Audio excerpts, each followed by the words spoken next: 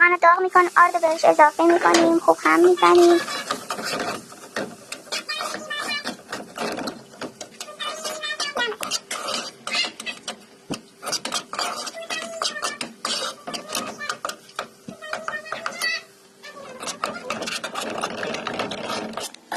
که زدیم به این مرحله که رسید خوب تلاش شد، بهش آب اضافه میکنیم، هم بزنیم تا گلوله گلوله نشه.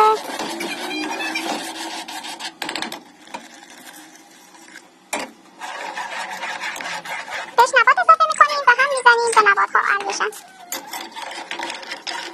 بعد بهش نمک رو اضافه میکنیم. این خوشمزه واقعا مقویه، انرژیزاست، برای بچه ها خیلی مفیده، برای سردی بدن عالیه. اگه صبحونه سرو کنین که عالی میشه. بچه های خودم که عاشقش هستن هر روز براشون درست میکنم. برای خوشمزه شدنش گلاب هم اضافه میکنیم، 2 قاشق گلاب و هم میزنیم. به این مرحله که رسیدیم خوشمزه ما آماده است. نوش جان. اگه از این آموزش خوشت اومد صفحه ما رو سابسکرایب کنید و زنگوله رو بزنید. آموزش ما جانمونی. نوش جان.